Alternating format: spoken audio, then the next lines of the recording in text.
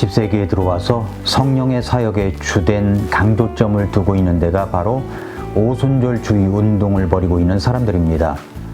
오순절 운동이 삼위일체 하나님 중 성령 하나님의 역사에 대해서 관심을 일으키는 것은 좋은 일이지만 오순절 운동이 벌이고 있는 성령의 사역에 대한 것은 근본주의 침례교의 신앙과 대치되는 점이 정말 많습니다.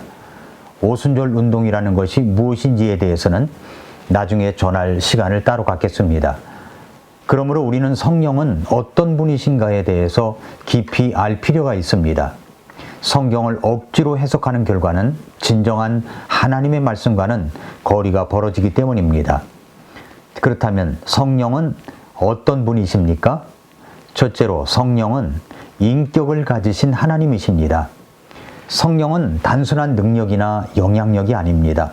성령은 인격을 가지신 하나님이십니다. 성령은 생각하고 가르치십니다. 요한복음 14장 26절에서 의로자 곧 아버지께서 내 이름으로 보내실 성령님, 그분께서 너희에게 모든 것을 가르치시고 내가 너희에게 무엇을 말하였든지 너희가 모든 것을 기억하게 하시리라. 이 말씀에서 성령님은 어떤 분으로 말씀하고 있습니까? 모든 것을 가르치시는 분이십니다. 성령님은 구원받은 자들에게 하나님의 진리를 가르치시는 분이십니다. 예수님의 제자들이 예수님과 3년을 함께 보내면서 많은 가르침을 받았지만 그 모든 것을 온전히 깨닫지는 못했습니다. 예수님은 그래서 요한복음 14장 26절을 말씀하시는 것입니다. 아버지께서 예수님의 이름으로 보내실 성령님, 그분께서 너희에게 모든 것을 가르치실 것이고 내가 말하였던 것들을 기억하게 하실 것이라고 하셨습니다.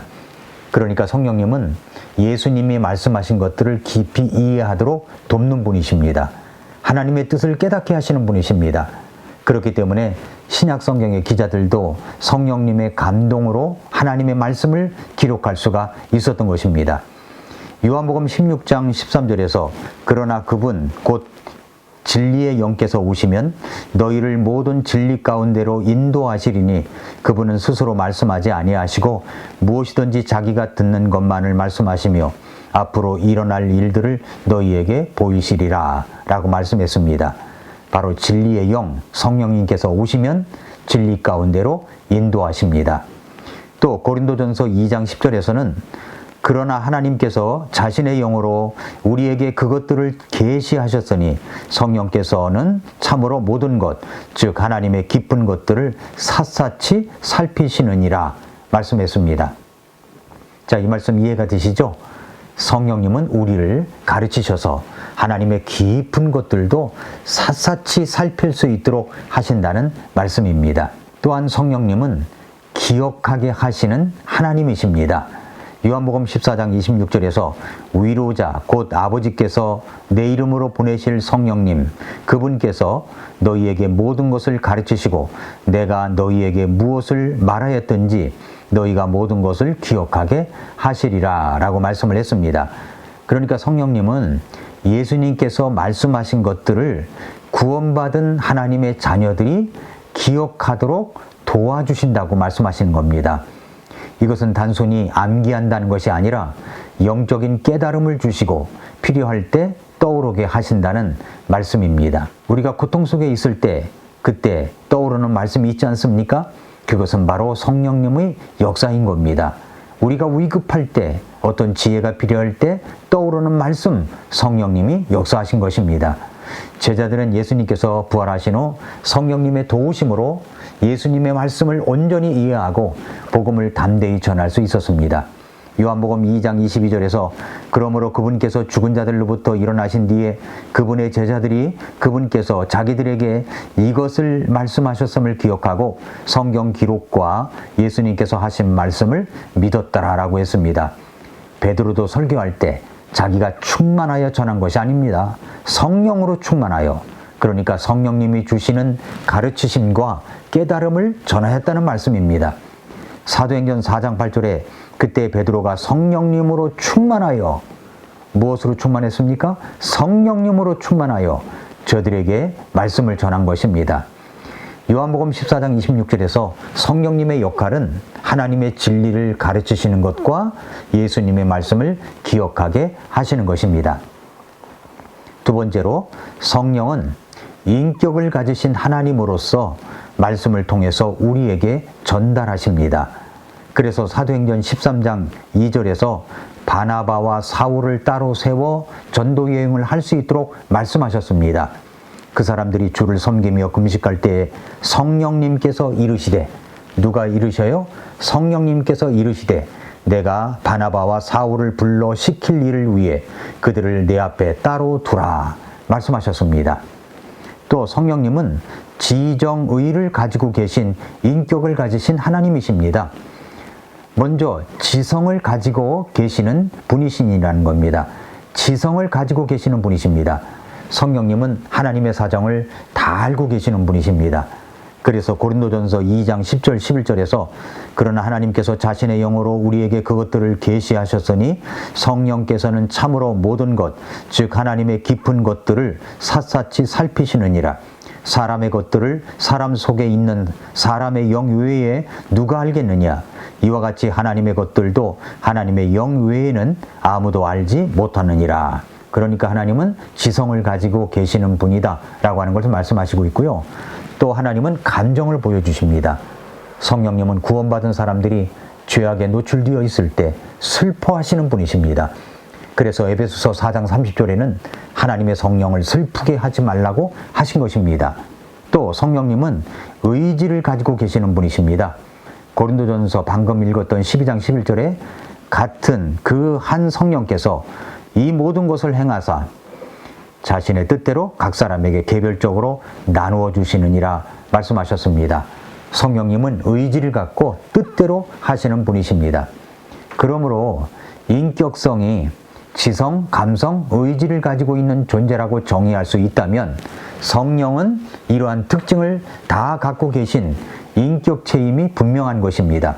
성령님은 인격을 가지신 하나님이십니다. 두 번째로 성령은 하나님이십니다. 우리가 하나님론, 신론을 공부할 때나 그리스도론을 공부할 때 그 속성에 대해서 공부한 적이 있습니다. 성령님도 성부 하나님, 성자 예수 그리스도와 함께 동일한 본질이시며 그 속성을 가지고 계신 분이십니다. 그분의 호칭이 신성을, 하나님이심을 보여주십니다. 또 성령을 부르는 신적 호칭들이 그분의 신성을 계시하고 있습니다.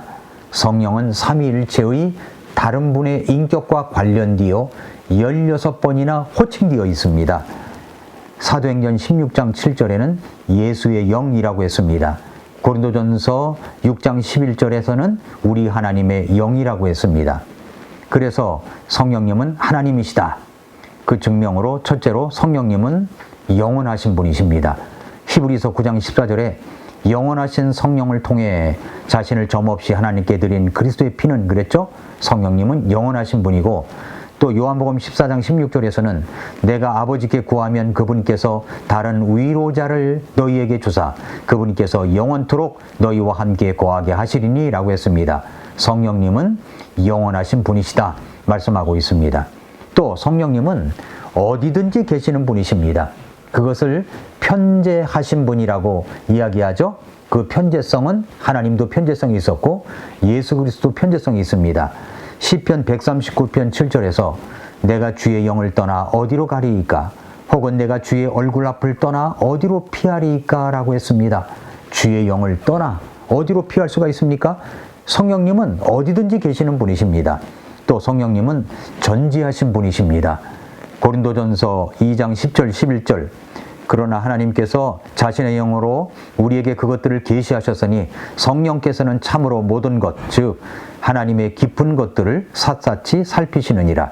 사람의 것들을 사람 속에 있는 사람의 영 외에 누가 알겠느냐. 이와 같이 하나님의 것들도 하나님의 영 외에는 아무도 알지 못하느니라 라고 했습니다. 그렇습니다. 성령님은 모든 것을 다 아시는 분이십니다. 깊이 아시는 분이십니다. 요한복음 14장 26절에서도 위로자 곧 아버지께서 내 이름으로 보내실 성령님 그분께서 너희에게 모든 것을 가르치시고 내가 너희에게 무엇을 말하였든지 너희가 모든 것을 기억하게 하시리라 라고 말씀을 했습니다. 성령님은 모든 것을 가르치시고 모든 것을 기억하게 하실 수 있는 전지하신 하나님이십니다.